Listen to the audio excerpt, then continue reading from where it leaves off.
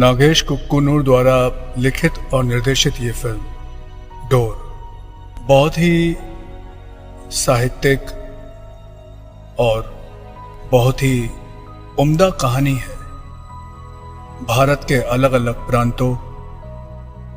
अलग अलग जलवायु, अलग अलग भूभाग में रहने वाली दो महिलाओं की, जिसमें एक मुस्लिम महिला जिसका पात्र अभिनेत्री गुलपनाग ने निभाया है, जो हिमाचल प्रदेश में पर्वतों के बीच रहती है, और एक हिंदू युवती जिसका पात्र अभिनेत्री आयशा टाकिया ने निभाया है, जो राजस्थान के रेतीले टीलों के बीच में रहती है। यूं तो डोर फिल्म की कहानी बड़ी ही साधारण है, लेकिन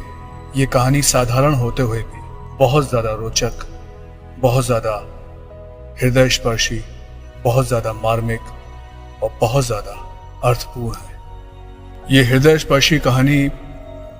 हिमाचल प्रदेश और राजस्थान में रहने वाली इन दोनों अनजान युवतियों को एक निर्णय, एक फैसले की डोर से बांध देती है। और जब ये डोर इन दोनों अनजान युवतियों को बांधती है आपस में,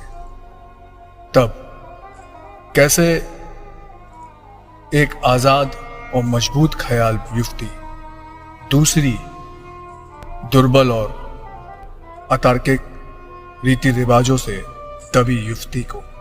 जीने की नई राह दिखाती है, अपने दिल, अपने ईमान की सुनना सिखाती है और उसको ईमान की छलांग लगाने का एक हुनर देती है। और यही इस फिल्म की सबसे बड़ी खूबी है। जीनत के पात्र ने इस फिल्म में मीरा के पात्र को जिंदगी को सही मायने में सही ढंग से जीने का सलीका सिखाया, और इस फिल्म में बहुत ही खूबसूरती के साथ, बहुत ही कलात्मक तरीके से और बहुत ही साधारण लेकिन उत्कृष्ट तरीके से इस तथ्य को पूरी तरह से सटीक तरीके से अभिव्यक्त किया गया है कि किसी भी इंसान को, चाहे वो पुरुष हो या महिला, उसको हमेशा अपने दिल की, अपनी आत्मा की पुकार सुननी चाहिए और उसी पुकार के अनुसार अपने जीवन को दिशा देनी चाहिए। साथ ही साथ मैं मेंशन करना चाहूंगा कि अपने दिल की आवाज, अपनी आत्मा की आवाज सुनने के इस संदेश को इस फिल्म में, इस फिल्म की कहानी में किस तरह से रूपक अलंकार के द्वारा दर्शाया गया है, मैं इस ओर आप सभी दर्शकों का ध्यान खींचना चाहता हूं। वो ऐसे कि जीनत एक मुस्लिम महिला है जो कि हिमालय के ऊंचे पहाड़ों में रहती है, जो कि अपने दम पर अपनी आजीविका कमाती है, अपने उसूलों पर अपनी जिंदगी जीती है, दूसरों के फैसलों को अपने ऊपर हावी नहीं होने देती और ना ही अपने ऊपर लागू होने देती है। वो एक मजबूत युवती को प्रस्तुत करती है और रहती है हिमालय के ऊंचे पर्वतों में। हिमालय के ऊंचे पर्वत जो राइज करते हुए होते हैं, अगर हम पर्वतों को देखते हैं तो वो ऊपर की ओर उठ रहे होते हैं, पल प्रति पल आकाश की तरफ राइज करते हुए होते हैं। तो एक ऐसी युवती, एक ऐसी मुस्लिम युवती जो एक ऐसे धर्म से आती है जहां पर युवतियों को, मुस्लिम समाज में युवतियों के ऊपर काफी पाबंदी है, पर उस मुस्लिम समाज की, उस मुस्लिम धर्म की होते हुए भी जीनत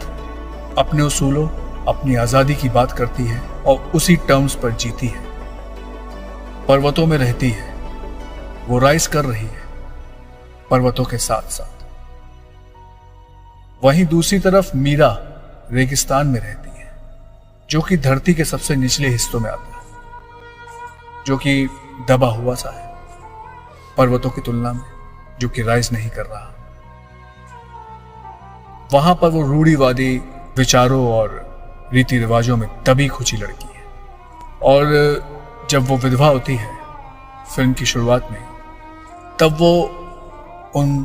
अतार्किक रूढ़िवादी रीति रिवाजों में और भी ज्यादा दबती चली जाती है, जैसे कि रेगिस्तान की रेत अपने अंदर